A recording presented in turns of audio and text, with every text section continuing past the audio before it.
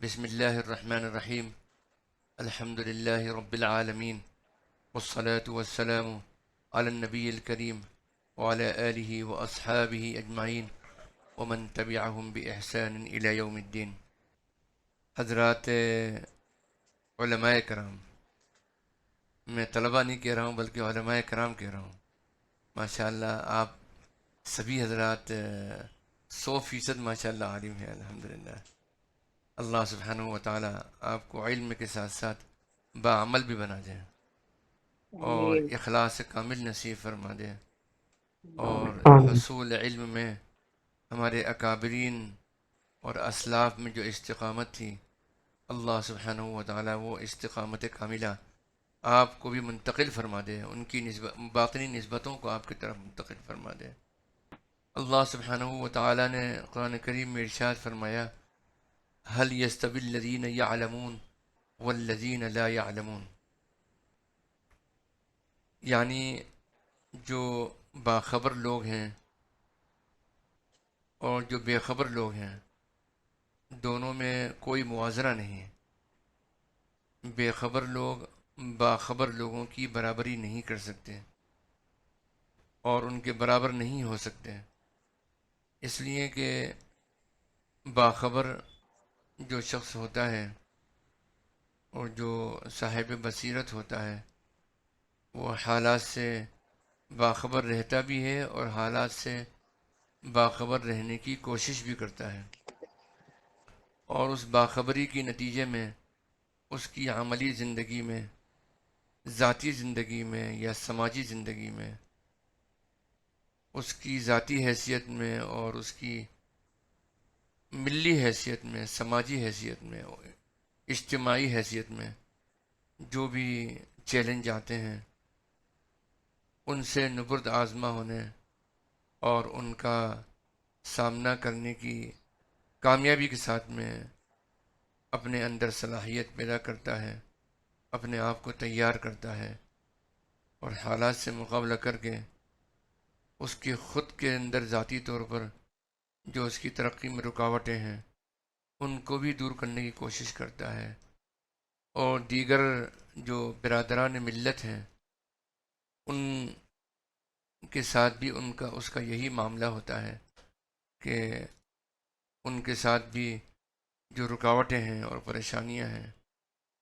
ان سب کو دور کرنے کی وہ کوشش کرتا ہے، ملی فریدہ سمجھتے ہوئے. 1400 سال سے ہمیشہ اسلام کے سامنے، دین کے سامنے چیلنج رہے، اور ملت اسلامیہ کے جانباز ہستیوں نے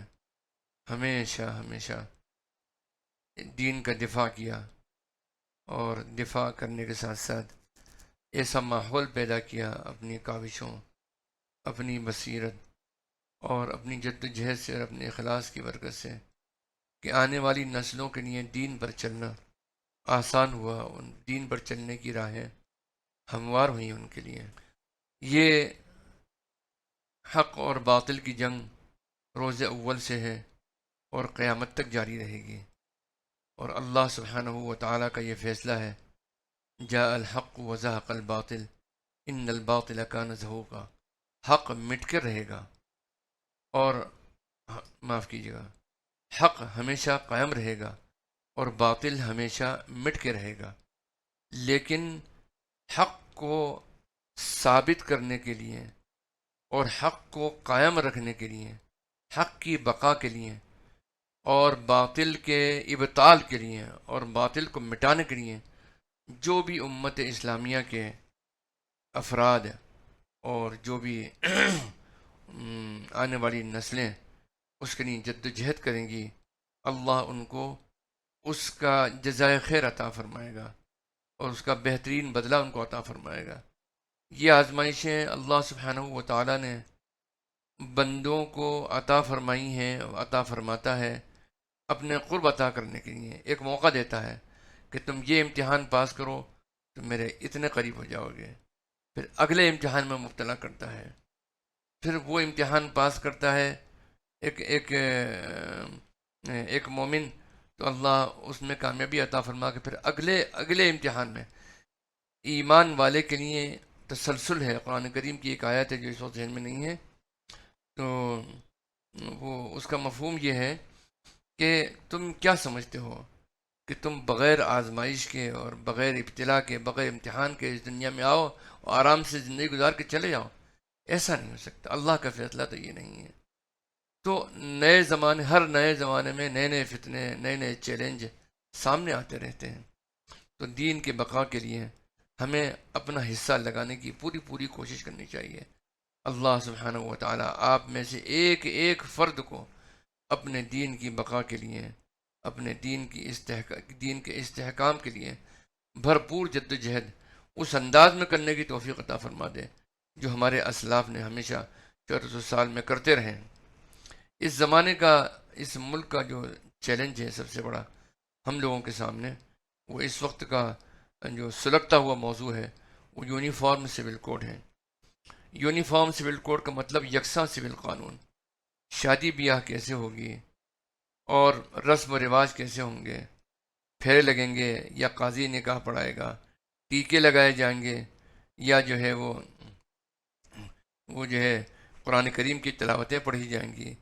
دفن کیا جائے گا یا اس کی باڈی کو جلایا جائے گا۔ تو ایک ہندو قانون کی شکل میں ہندو نام نہیں لے رہے، لیکن وہ برابری کی بنیاد پر، مساوات کی بنیاد پر، مساوات کا دعویٰ کر کے سب انسانوں کے لیے یکساں قانون ہونا چاہیے۔ حالانکہ ہندوستان کا جو تہذیبی تناظر ہے اور تاریخ ہے یہ بتاتی ہے کہ کبھی بھی یونیفارم سول کوڈ نہ اسلام کے آنے سے پہلے، نہ اسلام کے آنے کے بعد، نہ مسلمانوں کی 700 سالہ حکمرانی میں کبھی بھی یونیفارم سول کوڈ نہیں رہا۔ مسلمان اپنے دین پر عمل کرتے رہے، دیگر مذاہب کے لوگ اپنے اپنے مذہب کے مطابق اپنی زندگی گزارتے رہے۔ لیکن آج کا یہ نیا فتنہ مساوات کی بنیاد پر جب بالجبر دین سے دور ہونے کا اور دین سے دور کرنے کا ایک مستحکم پلان ہے جو کہ قانون سازی کی شکل میں ہمارے سامنے آ رہا ہے۔ ظاہر ہے کہ ہم جس ملک میں رہتے ہیں اس کا ایک دستور ہے اور دستور میں بہت سی دفعات ہیں۔ اس زمانے کا جو چیلنج ہے وہ یونیفارم سول کوڈ ہے۔ جب سے کہ ہندوستان آزاد ہوا اس کے بعد میں یکساں سول کوڈ لاگو کرنے کی کوشش تیز ہو گئی ہیں۔ اس سے قبل بھی یکساں سول کوڈ لاگو کرنے کی کوشش ہوتی رہی ہے، انگریزوں کے دور حکومت میں بھی۔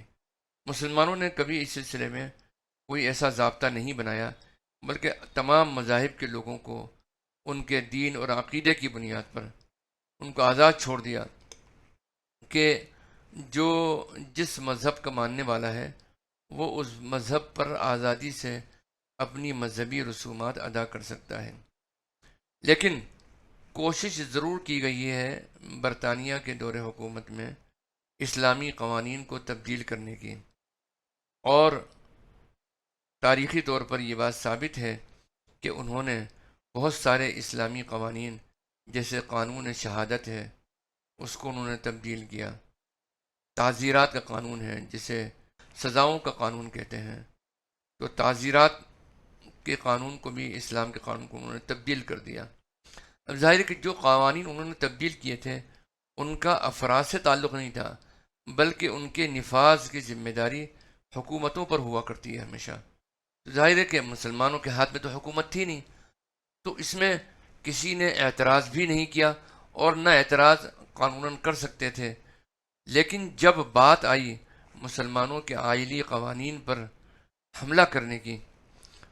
تو پھر مسلمانوں نے پوری قوت سے اس کا جواب دیا۔ آئلی قوانین جو ہیں ان کا مطلب ہے، آپ سب جانتے ہیں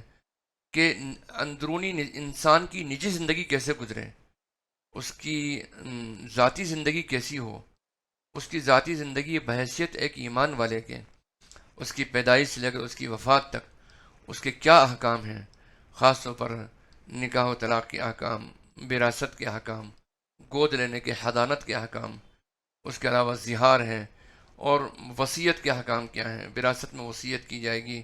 تو اس کی کیا حیثیت ہوگی شرعی۔ تو یہ تمام احکام جو 8-10 شقیں ہیں اس کی پرسنل لا کی، ان جن کا تعلق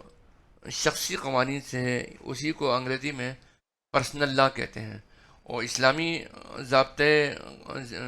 خاندانی نظام حیات ہے تو اس کو مسلم پرسنل لا کہتے ہیں۔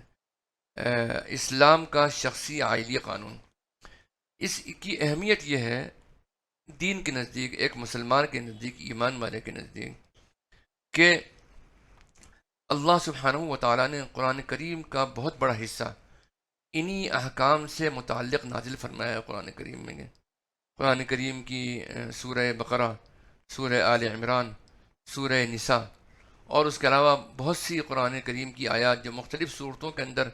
موجود ہیں، جن کا تعلق براہ راست انسان کی نجی زندگی سے ہے اور ذاتی اور شخصی زندگی سے ہے۔ تو اللہ سبحانہ و تعالیٰ نے ان احکام کو قرآن کریم کے ہی اندر کھول کھول کر بیان کیا، اور ان کی تشریح مزید اللہ کے نبی صلی اللہ تعالیٰ علیہ وسلم نے فرمائی۔ لیکن آپ یہ دیکھیں کہ اللہ سبحانہ و تعالیٰ نے نماز کو فرض قرار دے دیا، لیکن نماز کی تفصیل نہیں بتلائی۔ روزے کے تفصیلی احکام قرآن کریم کے اندر نہیں آئے، لیکن آئلی قوانین کو اللہ سبحانہ و تعالیٰ نے ایک ایک پہلو کو کھول کھول کر قرآن کریم کے اندر بیان کیا۔ یہ اس کی اہمیت کو اس لیے بھی واضح کرتا ہے کہ کہیں نماز روزے کی اہمیت تو چونکہ وہ براہ راست اللہ سے تعلق رکھنے والی عبادات ہیں اور معاملہ ہے، تو اس پر تو ہمیشہ ایک ایمان والا ہمیشہ بیدار رہے گا اور چاق و چوبند رہے گا کہ اللہ کی نافرمانی نہ ہو جائے۔ لیکن آئلی زندگی جس میں تعلق معاملات بھی پڑتے ہیں اور ایک دوسرے کے ساتھ ربط کا بھی تعلق ہوتا ہے، ان تمام آئلی معاملات میں کہیں بھی انسان کی زندگی میں اور انسان کے ذہن کے اندر اس کی اہمیت کم نہ ہو جائے، اللہ سبحانہ و تعالیٰ نے ان احکام کو قرآن کریم کے اندر ہی کھول کھول کر بیان کیا، اور اس کا نتیجہ یہ ہے کہ اگر یہ شخصی اور شرعی آئلی قوانین اگر ان پر عمل کرنے کی پابندی لگ جاتی ہے تو یہ سمجھیے کہ دین کا ایک بہت بڑا حصہ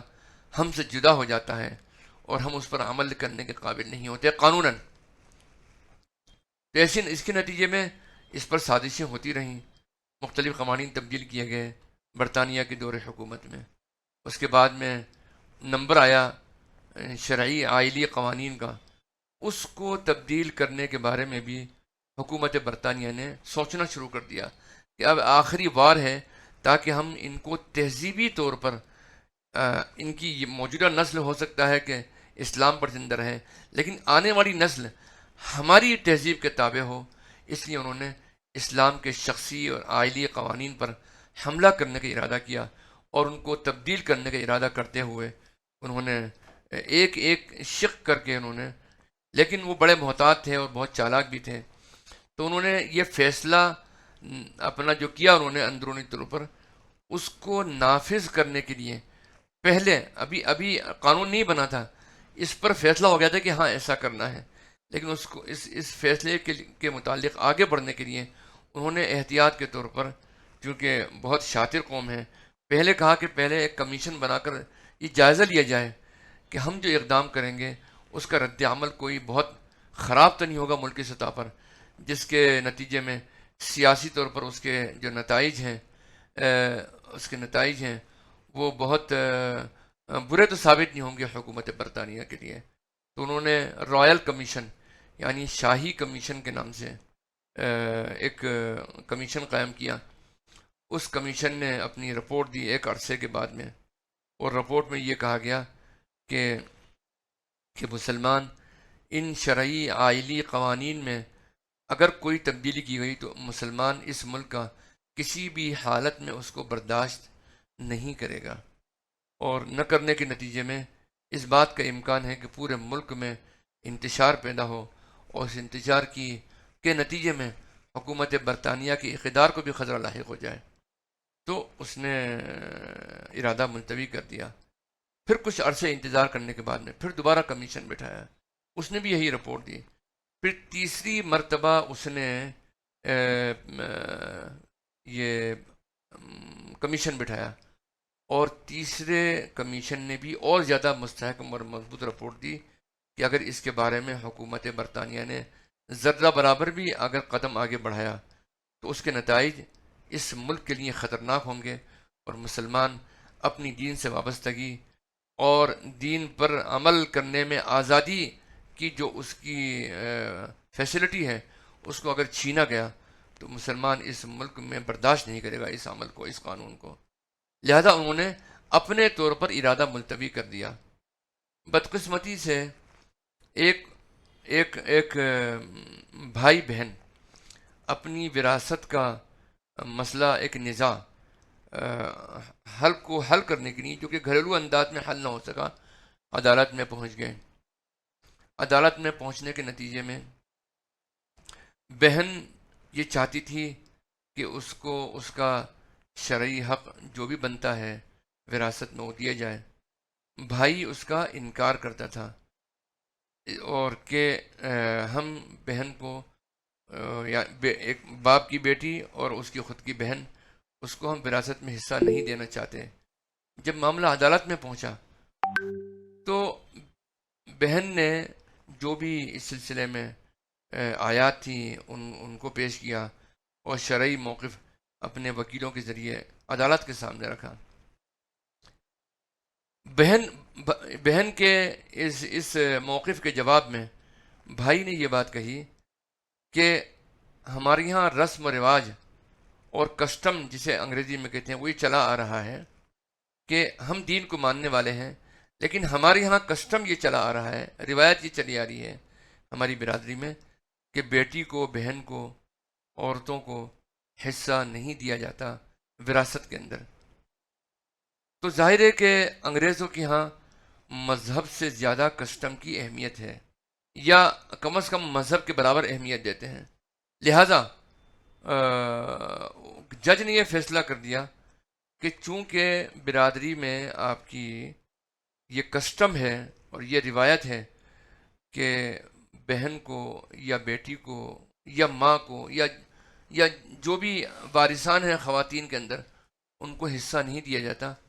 لہذا یہ پورا کا پورا وراثت کا حصہ اس کا حقدار ہے بھائی۔ اب یہ جب مسئلہ سامنے آ گیا تو ظاہر ہے کہ یہ قانون کی عدالت کا فیصلہ بھی ایک قانون کی شکل بن جاتا ہے اگر اس کو چیلنج نہ کیا جائے تو اس کے نتیجے میں علماء اس وقت کے حضرت مولانا کفایت اللہ صاحب رحمۃ اللہ علیہ، شیخ الہند رحمۃ اللہ علیہ، حضرت مولانا اشرف علی صاحب تھانوی رحمۃ اللہ، اور علماء کی ایک بہت بڑی جماعت موجود ہے تاریخ میں، ان کے سب کے نام موجود ہیں۔ ان سب نے مل کر آپس میں باہمی مشاورت کی نشست کی اور کہا کہ ہمیں اس کا بھرپور مقابلہ کرنا چاہیے، اور یہ جواب دینا چاہیے حکومت کو کہ حکومت اس فیصلے کو بدلے، ورنہ ہم مسلمان اس کا بھرپور احتجاج کریں گے۔ حکومت برطانیہ پر جب دباؤ بڑھا تو حکومت برطانیہ جو ان کے سامنے جو ابھی تک کمیشن کا مسئلہ چلا آ رہا تھا، تو پھر انہوں نے حکومت کے اوپر ہمارے علماء کرام نے دباؤ ڈالا کہ ہمارے ان قوانین کو آئندہ کسی بھی طرح سے ٹچ نہ کیا جائے، اور ہمارے قوانین آپ کی مداخلت سے محفوظ رہیں۔ ہم چاہتے ہیں کہ اب پارلیمنٹ میں ایسا قانون بنا دیا جائے جس میں ہمیں ان شرعی عائلی قوانین میں تحفظ حاصل ہو جائے۔ تو حکومت برطانیہ نے اس بات کی نزاکت کو محسوس کرتے ہوئے ان کی علماء کی اس تجویز کو قبول کیا، اور سربراہان ملت کی اس بات کو قبول کرتے ہوئے ایک قانون سازی کرنے کا ارادہ کر لیا، اور اس پر حکومت رضامند ہوئی، اور ایک بل لایا گیا، اور بعد میں وہ بل جو ہے وہ ایکٹ بن گیا۔ جب پارلیمنٹ میں پیش کیا جاتا ہے کوئی پروپوزل تو اس کو بل کہا جاتا ہے، جب وہ بل نامنظور ہو جاتا ہے تو وہ بل ہی رہتا ہے، لیکن وہی بل اگر پارلیمنٹ اس کو منظور کر دے تو وہ قانون بن جاتا ہے۔ جب قانون بن جاتا ہے تو اس کو پھر ایکٹ کہتے ہیں۔ تو ایک ایکٹ پاس ہوا پوری اکثریت کے ساتھ میں، اور اس کو شریعت ایپلیکیشن پروٹیکشن ایکٹ کہتے ہیں ہم، یعنی تحفظ شریعت کا ایکٹ جو قانون پاس ہوا 1937۔ تو شریعت ایپلیکیشن پروٹیکشن ایکٹ 1937 یہ 1937 میں یہ پاس ہو گیا۔ اس کے بعد علماء نے اطمینان کی سانس لی، اور اسی قانون کی وجہ سے آج بھی مسلم پرسنل لا محفوظ ہے، کیونکہ برطانیہ کے بنائے ہوئے قانون جو ترمیم نہیں ہوئے ہیں وہ آج تک چلے آ رہے ہیں۔ تو اب یہ حکومت، موجودہ حکومت اور اس سے پہلے بھی حکومت، اس بات کی تبدیلی کی یونیفارم سول کوڈ کے نام پر، یونیفارم سول کوڈ وہ سمجھتے ہیں کہ لاگو ہو ہی نہیں سکتا ہندوستان میں. ایک ہندوستان کے ایک کونے میں بھانجی سے شادی بالکل معیوب، اسلام میں تو حرام ہے بھانجی بھتیجی سے شادی، لیکن کچھ قبائل ایسے ہیں ساؤتھ انڈیا میں جہاں سب سے مستحسن اور سب سے زیادہ باعزت رشتہ سمجھا جاتا ہے بھانجی یا بھتیجی سے شادی کرنا، جبکہ بہت ہی اسلام کی نگاہ میں بدترین یہ گویا کہ رشتہ ہے. اور ہندوستان ہی کے دوسری ہندو قوموں کے اندر جو شمالی ہند اور جو اس طرف کی تمام اکائیاں ہیں ہندوؤں کی اور دیگر قبائل، ان میں انتہائی برا سمجھا جاتا ہے، اور اس کو نکاح کو، اس طرح کے رشتے کو رشتہ سمجھا ہی نہیں جاتا. تو ایسی صورت میں خود ہندوؤں میں تضاد ہے ان کی تہذیب میں،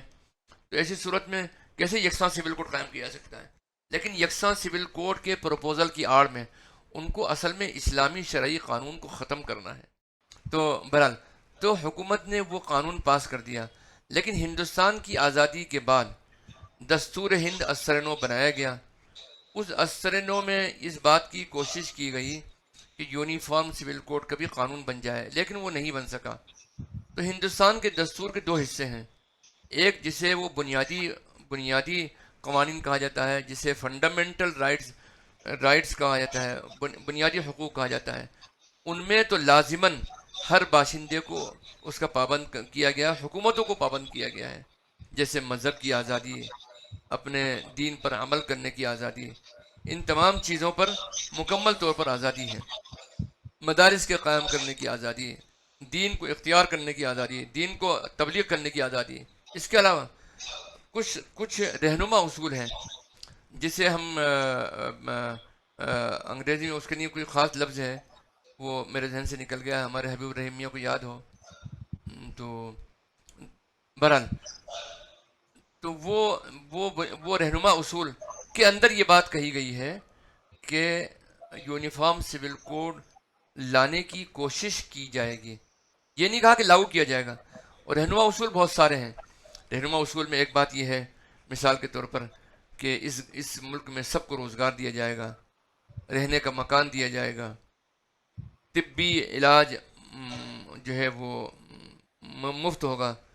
اور روزگار فراہم کیا جائے گا، قانونی مدد اور مفت فراہم کی جائے گی. اس کے علاوہ بہت سارے ایسے شقیں ہیں جن پر تو عمل ہوا نہیں آج تک، اور دفعہ جو 44 ہے اس کے پیچھے پڑ گئے. لگتا ہے کہ انہوں نے ہر شخص کو روزگار دے دیا ہے، ہر شخص کو گویا کہ تعلیم دے دی ہے، ہر شخص کو گویا کہ باقوت امپاورڈ کر دیا ہے. اب یہی ایک چیز باقی رہ گئی ہے.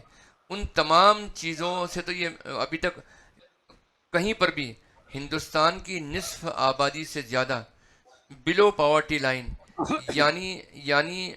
بے روزگاری کی جو نچلی سطح ہو سکتی ہے اس سے بھی نیچے جا چکی ہے، نصف سے زائد آبادی. ایسی صورت میں ملک کے سامنے دوسرے چیلنج ہیں، لیکن یہ حکومت چونکہ ہر محاذ پر ناکام ہو چکی ہے اور ہندو مسلم کی بنیاد کے اوپر مسلمانوں اور ہندوؤں میں آپس میں تناؤ کی شکل پیدا کر کے حکومت لڑتی رہی ہے ابھی. تو لہذا اس نے اس بات کا فیصلہ کیا کہ ہم یونیفارم سول کوڈ لا کر کی بنیاد کے اوپر الیکشن لڑیں گے اور الیکشن جیتنے کی کوشش کریں گے. تو 1971 میں پہلی مرتبہ کوشش کی گئی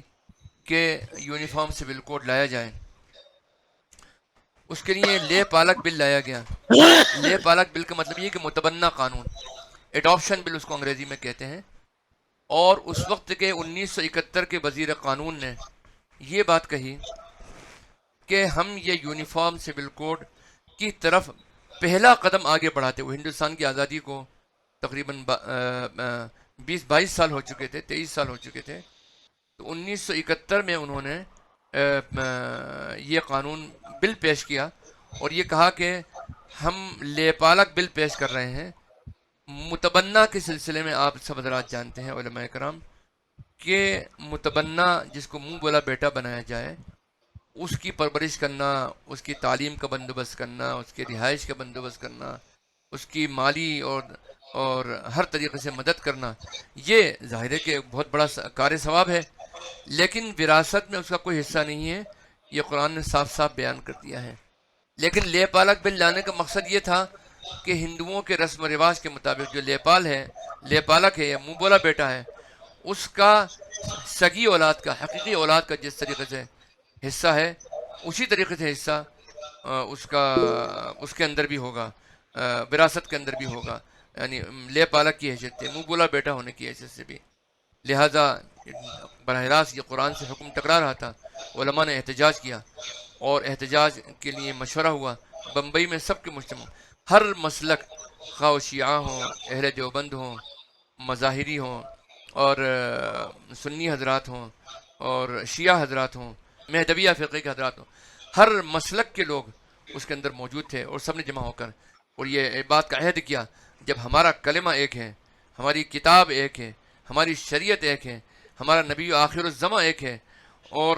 تو ہم کلمہ لا الہ الا اللہ کی بنیاد کے اوپر ہم سب مل کر اس کا مقابلہ کریں گے۔ اور اس وقت سے الحمدللہ یہ مسلم پرسنل لا بورڈ 1972 میں اپنے قیام سے لے کر آج تک اس جنگ کو لڑتا چلا آ رہا ہے، اور الحمدللہ مسلم پرسنل لا بورڈ کی اس جو پہل ہوئی، بنیاد پڑی، تو اس کے نتیجے میں حکومت نے اس وقت 1971 میں اپنے بل کو، ایڈاپشن بل کو واپس لے لیا۔ اب اس کے بعد میں کوششیں ہوتی رہیں، آوازیں مسلسل اٹھتی رہیں۔ 2018 کے اندر لا کمیشن نے یہ تجویز پیش کی کہ یونیفارم سول کوڈ کے سلسلے میں لوگ اپنی اپنی تجاویز پیش کریں۔ انہوں نے اپنی اپنی تجاویز پیش کرنے کے، سجھاؤ پیش کرنے کے لیے، تو مسلمانوں نے، خواتین نے بھرپور حصہ لیا، اور وہ جو بھی وقت دیا گیا تھا اس وقت مقررہ سے پہلے اس ملک میں جو دستخطی مہم چلی مسلم پرسنل لا بورڈ کی آواز کے اوپر، 5 کروڑ 83 لاکھ میمورنڈم مسلمان مردوں اور عورتوں کی طرف سے جمع ہوئے مسلم پرسنل لا بورڈ کے آفس میں، اور حالت یہ تھی کہ مسلم پرسنل لا بورڈ کے آفس میں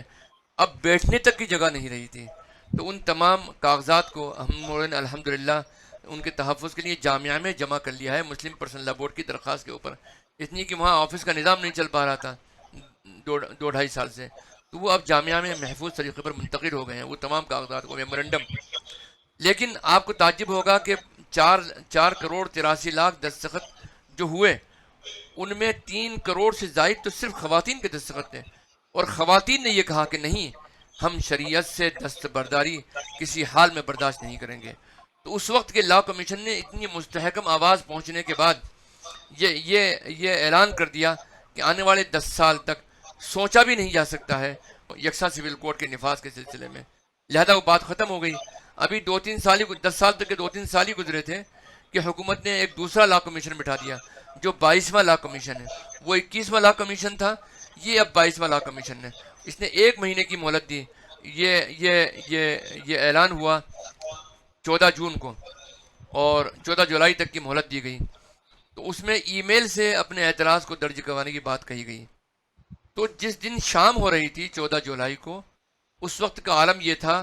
کہ ٹوٹل 48 لاکھ گویا کہ ای میل کے ذریعے اعتراضات پہنچے تھے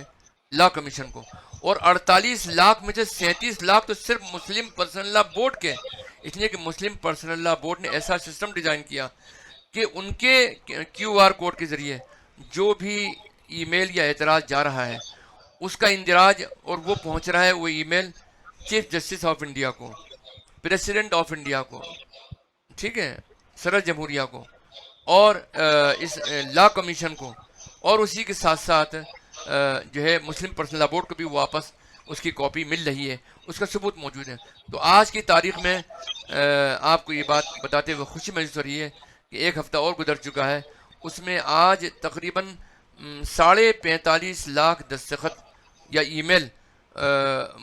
مسلم پرسنل لا بورڈ کے توسط سے پہنچ چکے ہیں۔